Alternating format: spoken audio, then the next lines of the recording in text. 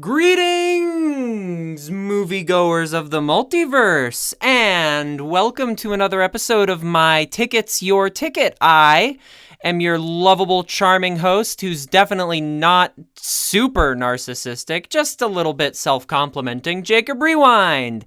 And I saw 3 movies yesterday so that you only need to see one, and let's hop right into it. But before I get into the movies I saw, what I thought, and what I think you ought to watch, I've got to take a moment to thank this podcast's biggest sponsor to date. My grandma, who gave me $50 bill for my birthday, which I spent on movie tickets, because, oh boy, those bad boys are expensive. $15 a pop, my oh my. Unless you go in the morning, you can get a discount if you go in the morning, at least to the theater I go to. So, Grandma, if you are listening to this, thank you very, very much for the money. I spent it well, and it also makes me happy that you guys are listening to this. It makes me happy that anybody is listening to this. I have been getting back out there into the physical world, and it's been nice talking to people about the podcast and hearing them say they're excited to listen to it, and it's just been making my heart soar because this podcast is so fun to do. Speaking of podcasts that are fun to do, let's do the podcast that's fun to do. I saw 3 movies. Those 3 movies were Disney's Strange World, David Harbour's Violent Night, and Timmy Chalamet's, or Timothy Chalamet, if you'd like to be correct about it, Bones and All. So let's just get things started with Strange World. It was pretty mid. I've never used that expression before, but I heard a friend use it, and now I'm claiming it as my own. It was mid, because it's a really good description of the movie. It was Strange World. It's exactly what it says on the tin. It's a Disney movie about adventure and family. And if that's what you want, good. But the unfortunate fact is that premise has been done better in other movies by Disney, and this movie just doesn't meet that bar. The animation is immaculate. The voice acting is amazing. Jake Gyllenhaal and Dennis Quaid both breathe so much life into their characters. Look at me, actor names. And also the acting, which is a hard thing to do in animation, the acting is very impressive. There's a lot of scenes of just characters standing together, taking a drink, and they're very believable and good. But the movie has a few the movie has a few faults. For example, there was no flippin' kiss at the end. They open the movie and they establish that the main protagonist's son has a crush on a guy or non-conformational being. I don't know. They don't get specific about it, but they set that up, and then at the end of the movie, they lean against each other, but they don't kiss. And gosh dang it, I saw Bros. I have seen the furthest reaches of what a gay relationship on screen is, and you can't even give me a kiss, Disney? I don't need a threesome, but I would like a kiss, please. I don't ask for much. Just 2 boys smooching. That's all I want. But I also want a good movie. I don't just want boys smooching. I'd also like a quality film, which Strange World just wasn't. It was kind of lacking. 2 stars is what I give Strange World. To summarize, it's not as if you've got kids and you want to go see a kids movie, unless they're really excited about Strange World, skip it and just stay at home and fire up the Mitchells vs. the Machines and eat some popcorn. And if you've seen the Mitchells vs. the Machines already, stay at home and fire up some popcorn and watch the Mitchells vs. the Machines again, because it's really good. It's a high bar. It's not as joy-filled and imaginative as Up. It's not as touching a story of father and son as Guillermo del Toro's Pinocchio. It's good, bordering on really good, but it's not great. The ending is fine. And it's cute, it's a Disney movie. I don't know what else to say about it. Moving on to the second film, Violent Night, starring David Harbour. David Harbour's Murder Santa. What did I think? I thought it was, once again, I'm using that term I'm oh so fond of, pretty mid. It was okay, but not exceptional. 2 stars. Again, two stars back to back. It was some good violence. There wasn't anything super extreme, which was nice as a baby, because I am a baby. There wasn't anything, like, horrifying, which was quite nice. The action scenes were decent. It does make you believe in the Christmas magic.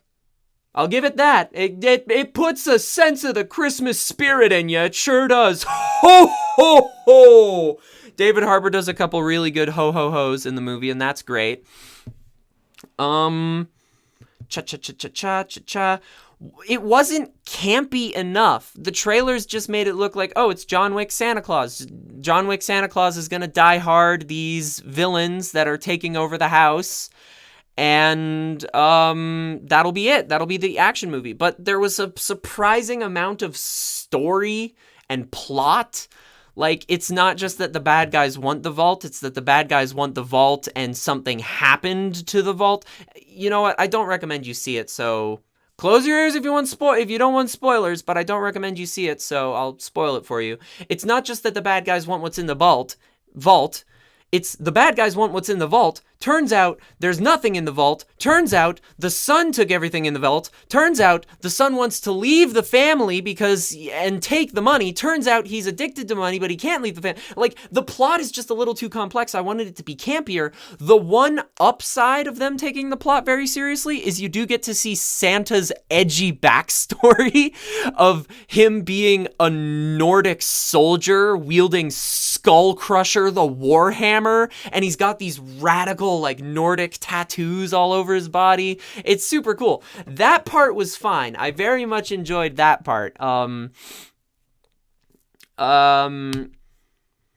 yeah, other than that, it was just kind of mid. I really don't know what else to say about it. If you want a popcorn movie, this is it.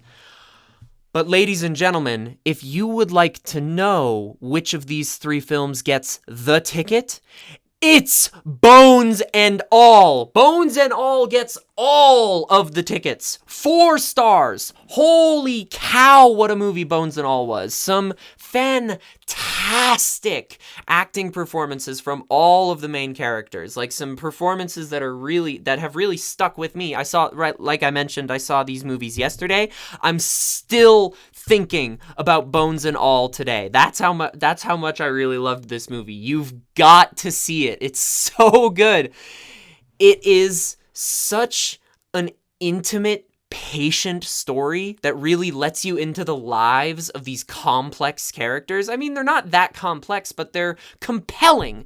That's the main thing that this story is. It's compelling and it's engaging. Where the menu is really, really entertaining, Bones and All is really, really engaging. It really sucks you in and keeps you there. It's dark, it's messed up, it's about eating people and wanting to eat people and not wanting to eat people, but eating people anyways. It's a romance story that's as dark, twisted, and messed up as real romance.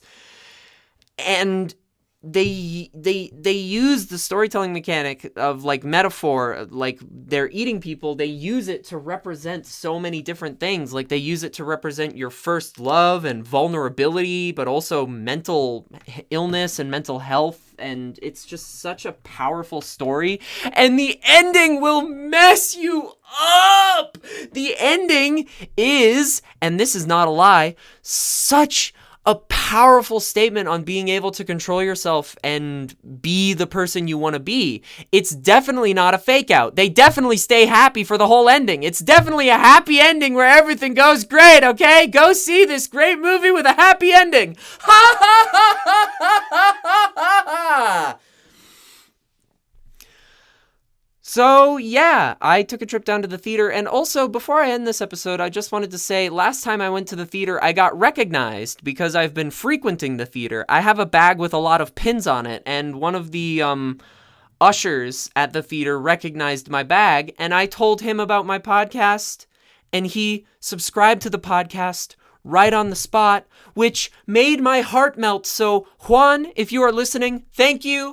I live for you. You are the reason I wake up in the morning with a starburst in my eye and a twinkle in my step. And I'm excited to keep doing this podcast for all the new listeners that I'm getting and have gotten. And if you have enjoyed the show, and if you go to the show and you see Bones and All, please tweet at me and tell me what you thought of it. I'm at Jacob Rewind on Twitter. Please tell me what you thought, because I would love to hear what more people are thinking of this movie. Even if you didn't like it, I'd like to know why. And if you're on Twitter, tweeting about the show or sharing the show on whatever social media site you use, because Twitter is burning down, whether you're on Facebook or Instagram or anything, just sharing the show or telling your friends about it, Hey, get out of the virtual space and into the physical plane.